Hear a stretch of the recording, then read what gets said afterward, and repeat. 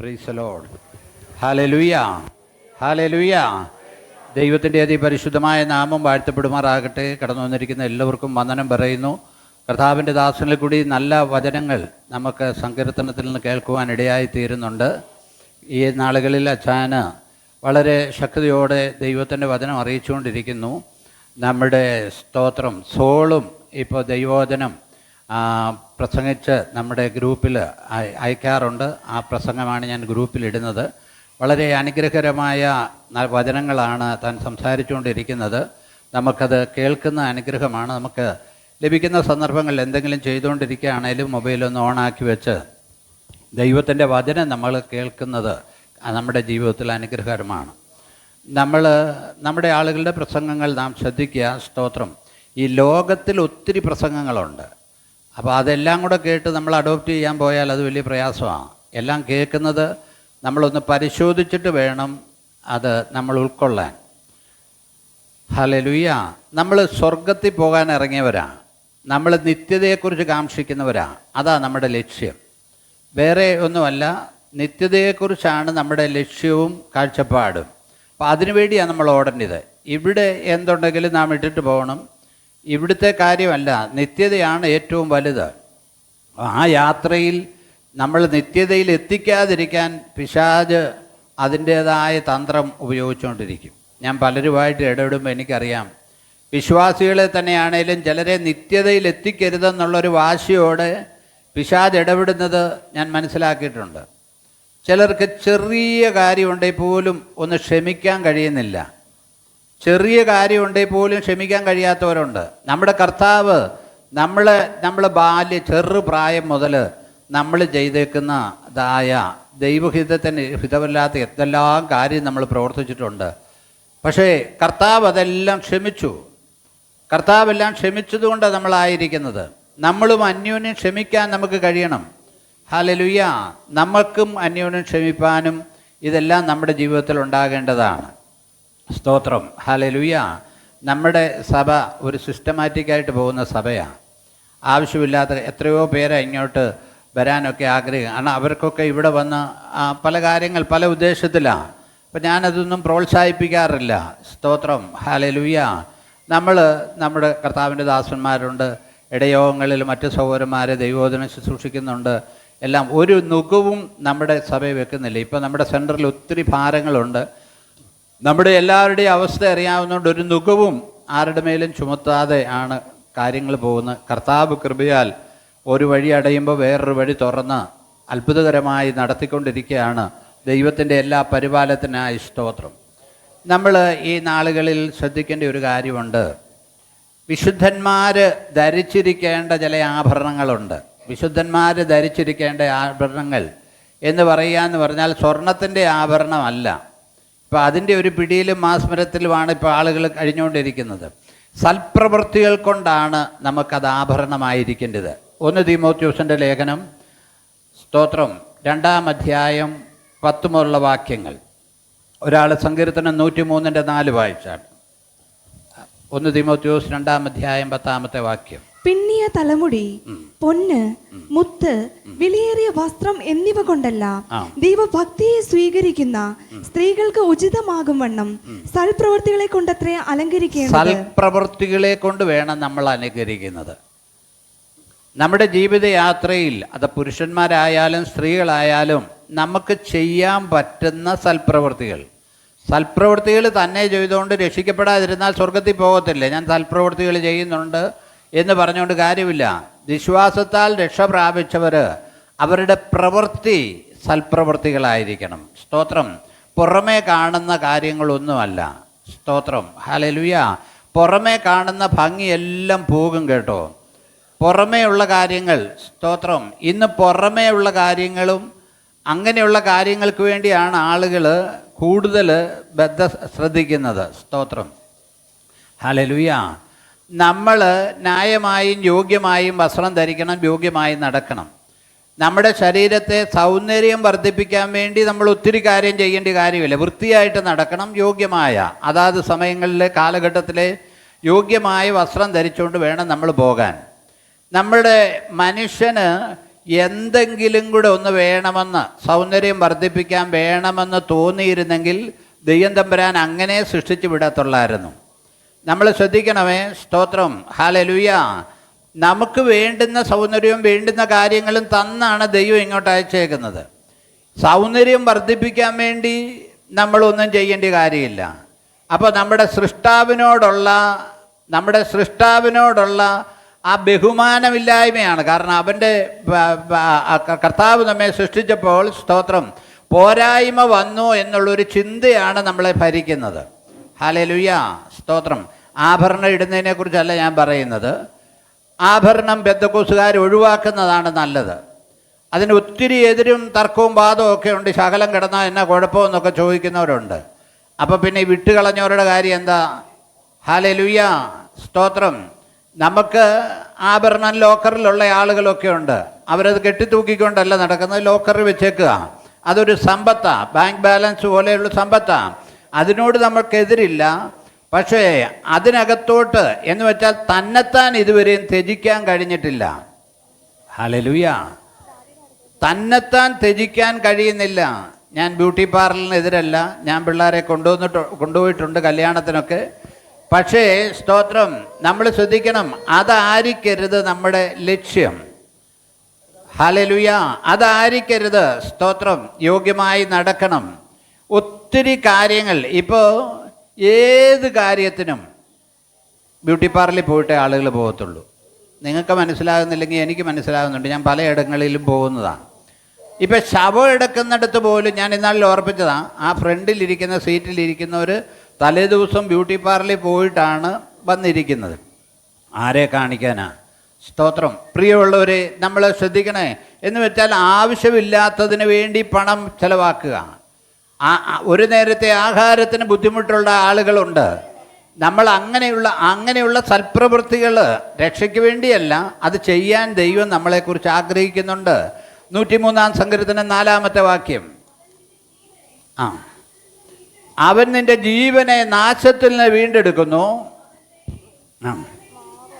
അവൻ ദയയും, ഒന്ന് ശ്രദ്ധിച്ച് കേൾക്കണേ, പിള്ളേരെ നടന്നുകൊണ്ട് കുഴപ്പമില്ല. അവൻ ദയയും കരുണയും നിന്നെ എന്ത് ചെയ്യുന്നു?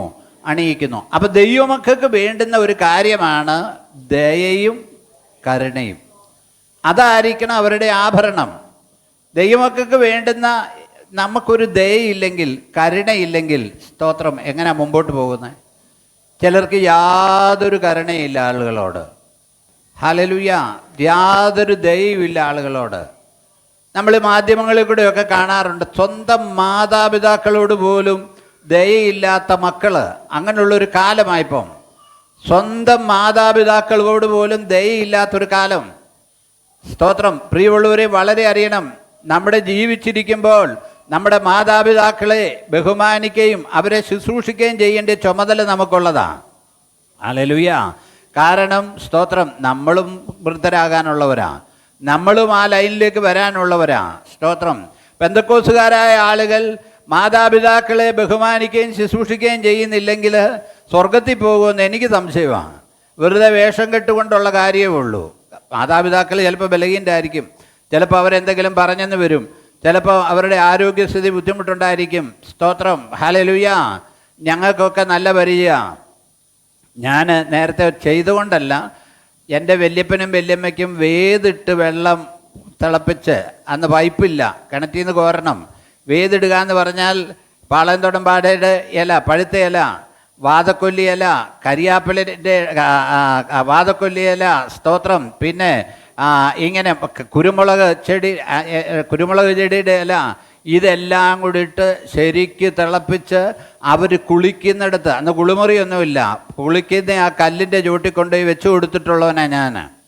ഇന്നത്തെ ഏതെങ്കിലും ഒരു മാതാപിതാക്കൾക്ക് കാലുവേദനയാണെന്ന് പറഞ്ഞാൽ ഒരു കുഴമ്പ് പോലും മേടിച്ചു കൊടുക്കുന്ന, ഇപ്പം വേദമൊന്നും വിടണ്ട.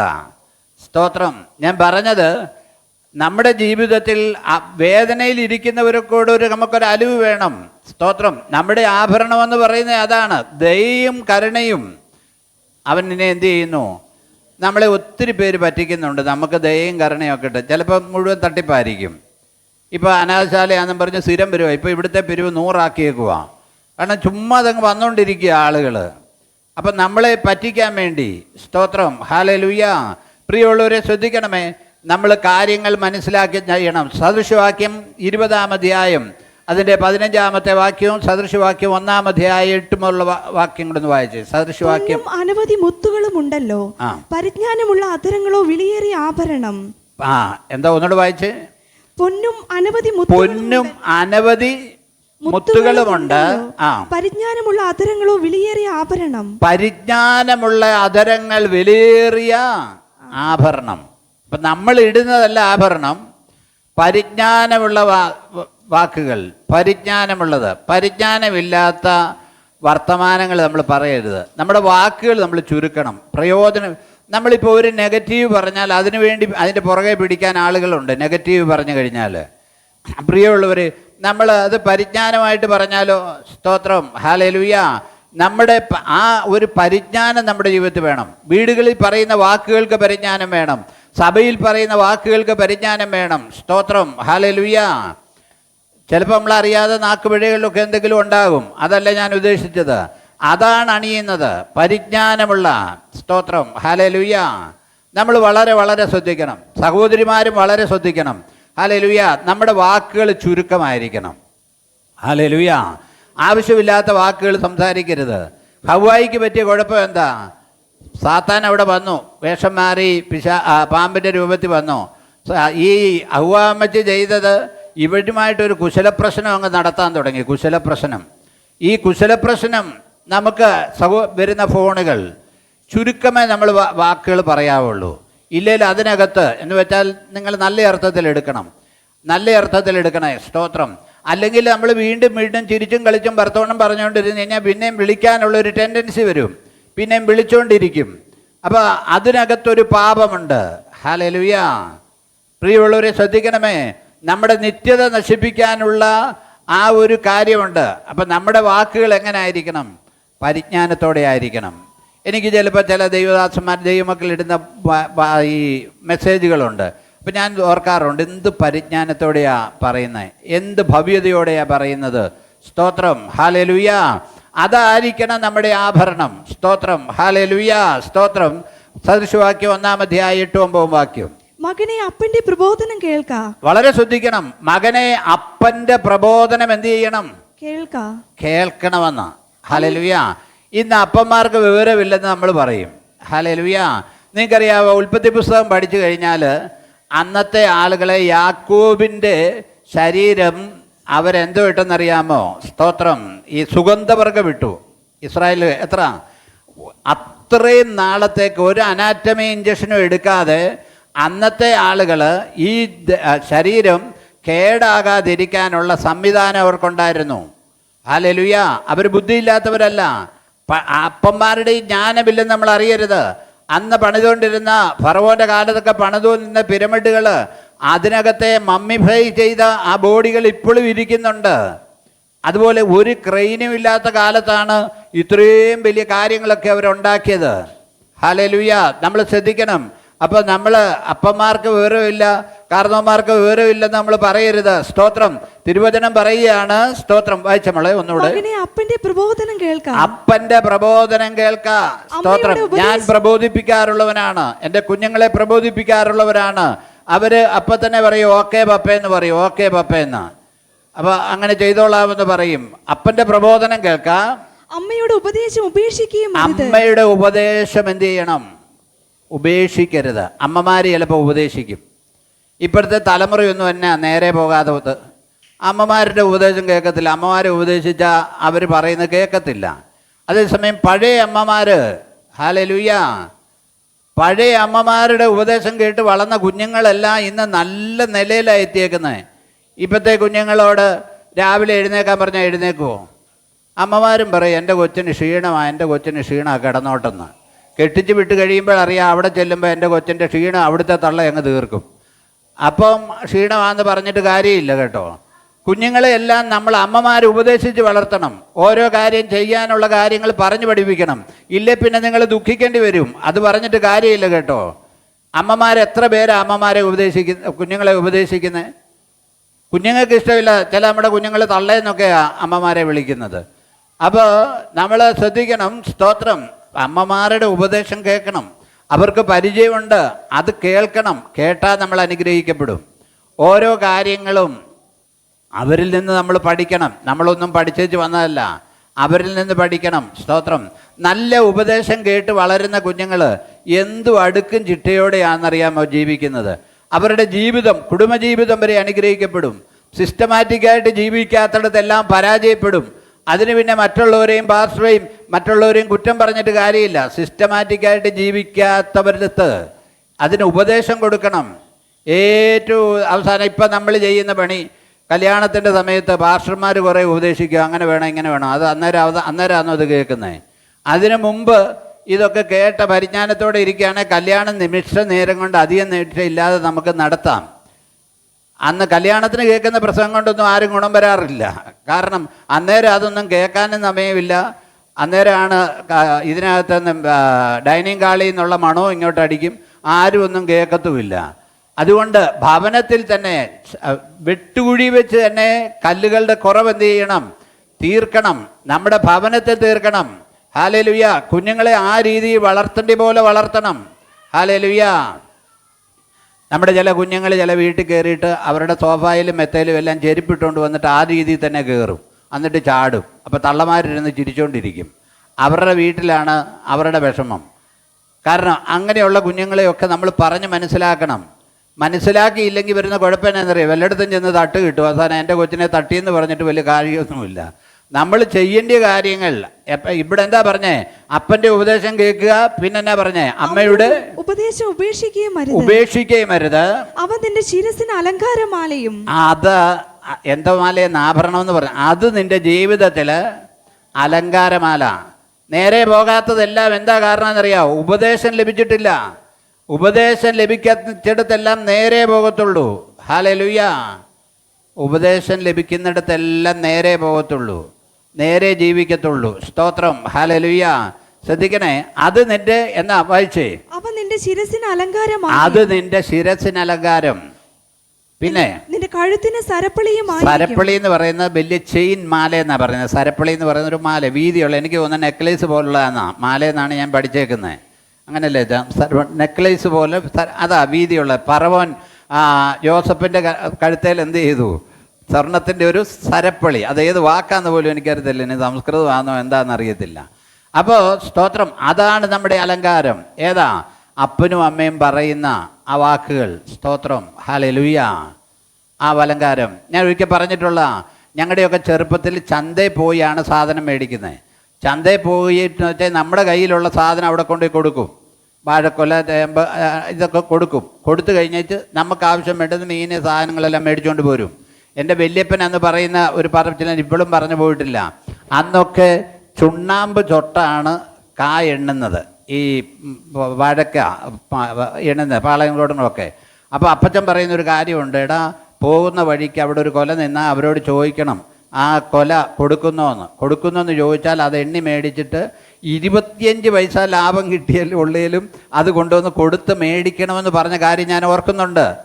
കാരണം എന്നാന്ന് ചോദിച്ചാൽ അപ്പോൾ 25 പൈസയ്ക്ക് മീൻ മേടിച്ചാൽ നമുക്ക് 2-3 ദിവസം കൂട്ടാൻ പറ്റും. കാരണം അങ്ങനെ ഒരു ഉപദേശം ഇന്ന് ആരാ ഉപദേശിക്കുന്നത്? ഒരു മക്കളെ ഉപദേശിക്കത്തില്ല. ആർക്കും ഉപദേശം ഇഷ്ടമല്ല. സ്തോത്രം. ഹല്ലേലൂയ. അതാണ് അലങ്കാരം. സ്തോത്രം. ഹല്ലേലൂയ. സദൃശവാക്യം 3 വായിച്ചേ. ഒരാൾ 4-7 വാക്യങ്ങൾ. ദയയും വിശ്വസ്തതയും നിന്നെ വിട്ടുപോകരുത്. ദയയും വിശ്വസ്തതയും നിന്നെ വിട്ടുപോകരുത്. അവയെ നിന്റെ കഴുത്തിൽ കെട്ടിക്കൊള്ളുക. ദയയും വിശ്വസ്തത പോയാൽ പോയി കേട്ടോ. നമ്മൾ വിശ്വസ്തരല്ലെങ്കിൽ ആരും ഒരു കാര്യവും നമ്മളെ ഏൽപ്പിക്കത്തില്ല. അതിൻ്റെ കൂടെ തന്നെ ദയ നമുക്ക് വേണം, മനസ്സലിവ് വേണം. ദയയും വിശ്വസ്തതയും എന്ത് ചെയ്തിരിക്കുന്നു? നിന്നെ വിട്ടുപോകരുത്. നിന്നെ വിട്ടുപോകരുത്. അവയെ നിന്റെ കഴുത്തിൽ കെട്ടിക്കൊള്ളുക. അവയെ നിന്റെ കഴുത്തിൽ എന്ത് ചെയ്യണം? കെട്ടിക്കൊള്ളണമെന്ന്. എന്ന് വെച്ചാൽ മാലയ്ക്ക് പകരം ദയയും വിശ്വസ്തതയും എന്ത് ചെയ്യണം? കെട്ടിക്കൊള്ളണം. 4-7 വാക്യങ്ങൾ. ജ്ഞാനം തന്നെ പ്രധാനം. ജ്ഞാനം സമ്പാദിക്കുക. നിന്റെ സകല സമ്പാദ്യത്താലും വിവേകം നേടുക. അതിനെ ഉയർത്തുക, അത് നിന്നെ ഉയർത്തും. അതിനെ ആലിംഗനം ചെയ്താൽ അത് നിനക്ക് മാനം വരുത്തും. അത് നിന്റെ തലയെ അലങ്കാരമാല അണിയിക്കും. എന്ന് വെച്ചാൽ ജ്ഞാനം ഏതൊരു കാര്യത്തിലാണേലും അതിനകത്തൊരു ജ്ഞാനം വേണം. നമ്മൾ ചെയ്യുന്ന തൊഴിലൊരു ജ്ഞാനം വേണം. ചെയ്യുന്നതിനോടൊരു ആത്മാർത്ഥത വേണം. ഹല്ലേലൂയ. ചെയ്യുന്ന കാര്യങ്ങളോട് നമുക്കൊരു ആത്മാർത്ഥത വേണം. അതെല്ലാം കണ്ടാണ് ദൈവം നമ്മളെ അനുഗ്രഹിക്കുന്നത്. നമ്മൾ ചെയ്യുന്ന ജോലിയോട് ഒരു ആത്മാർത്ഥത വേണം, പണിയോട് ഒരാത്മാർത്ഥത വേണം. സ്തോത്രം. എങ്കിലേ നമുക്ക് മുന്നോട്ട് പോകാൻ പറ്റത്തുള്ളൂ. കാരണം നമ്മളെ കാണുന്ന ഒരുവനുണ്ട്. തിരുവചനം പറയുന്നു, അല്പത്തിൽ വിശ്വസ്തനെ ഞാൻ അധികത്തിന് വിചാരകനാക്കും. അതുകൊണ്ട് നമ്മളെ അല്പത്തിൽ വിശ്വസ്തന്മാരായെങ്കിലേ അധികത്തിന് വിചാരകനാക്കത്തുള്ളൂ, അല്ലെങ്കിൽ അധികത്തിന് നമ്മളെ വിചാരകന്മാരാക്കത്തില്ല. അതുകൊണ്ട് ഇന്ന് പകലിൽ നമ്മളെ തന്നെ ഒന്ന് കാണുക. നമ്മുടെ ജീവിതത്തിൽ സ്തോത്രം സൽപ്രവൃത്തിയും ദയയും കരുണയും അപ്പൻ്റെ അമ്മയുടെ ഉപദേശം അനുസരിക്കുന്ന ആ രീതി ഇല്ലെങ്കിൽ സ്തോത്രം അതിലേക്കൊന്ന് മടങ്ങി വരണം. ഹല്ലേലൂയ. ഞാൻ പറഞ്ഞത് കുഞ്ഞുങ്ങളെ ഉപദേശിക്കാതെ വിടരുത് കേട്ടോ. ഹല്ലേലൂയ. ഭക്ഷണം മാത്രം കൊടുത്താൽ പോരാ. പഴയ കാർന്നോന്മാർ പറയുന്നൊരു വാക്കുണ്ട്, ചൊല്ലും ചോറും കൊടുക്കണമെന്നാണ് പറയുന്നത്. ചൊല്ലണം, പിന്നെന്ത് ചെയ്യണം? ചോറും കൊടുക്കണം. അപ്പോൾ അത് കൊച്ചുനാളി മുതൽ നമ്മൾ അങ്ങനെ വളർത്തിയാൽ അത് സിസ്റ്റമാറ്റിക്കായിട്ട് വളരും. ഹല്ലേലൂയ. സ്തോത്രം. ഹല്ലേലൂയ. കഴിഞ്ഞ ദിവസം 2 ആഴ്ച മുമ്പ് ഞങ്ങളുടെ സ്റ്റെഫൻ മുകളിലത്തെ നിലയിലോട്ട് രാത്രി ഉറങ്ങാൻ പോവുക. അപ്പോഴത്തേക്ക് അമ്മച്ചിയോട് പറഞ്ഞ 2 വേ സ്വിച്ചാ, ഈ ലൈറ്റ് ഓഫ് ചെയ്തേര്, നമ്മുടെ കറണ്ട് തീർന്നു പോകുമെന്ന്. അപ്പോൾ എനിക്ക് വളരെ സന്തോഷം തോന്നി. എൻ്റെ കൂടെ അല്ലേ നിൽക്കുന്നത്. കാരണം ഞാൻ ഏതെങ്കിലും ലൈറ്റോ ഫാനോ ആവശ്യമില്ലാത്ത കണ്ടാൽ ഓഫ് ചെയ്ത് കണ്ട് പഠിക്കുക പിള്ളേർ. നമ്മുടെയൊക്കെ വീടുകളിൽ മാലപ്പടക്കം പോലെ ഇടുക, മുറി കയറിയാലും ഓഫ് ചെയ്യുകയില്ല, അവസാനം കറണ്ട് ചാർജ് കൂടുക. സ്തോത്രം. നമ്മൾ ചെയ്യേണ്ട കാര്യം അതുപോലെ വിവേകത്തോടെ. ഞാൻ അവനെ പൊക്കി പറഞ്ഞാലേ ഞാൻ ഓർത്തു, അപ്പം നമ്മുടെ കൂടെ നിൽക്കുന്നത് അത് നമ്മൾ ഒരു അനുഗ്രഹമായി തീരണം. ദൈവരങ്ങളിലേക്ക് നമ്മെ തന്നെ ഏൽപ്പിക്കാം. ഒരു നിമിഷം നമ്മെക്കൊന്ന് ശോധന ചെയ്യാം. നമ്മുടെ ജീവിതയാത്രയിൽ നാം അനുസരിക്കുന്നുണ്ടോ? ദയയും കരുണയൊക്കെ ഉണ്ടോ നമ്മുടെ കയ്യിൽ? നമ്മൾ മാതാപിതാക്കളെ അനുസരിക്കുന്നവരാണോ? ഒന്ന് നമ്മളെ തന്നെ ഒന്ന് ശോധന ചെയ്തേ. Hallelujah, hallelujah, hallelujah. നമുക്ക് പ്രാർത്ഥിക്കാം.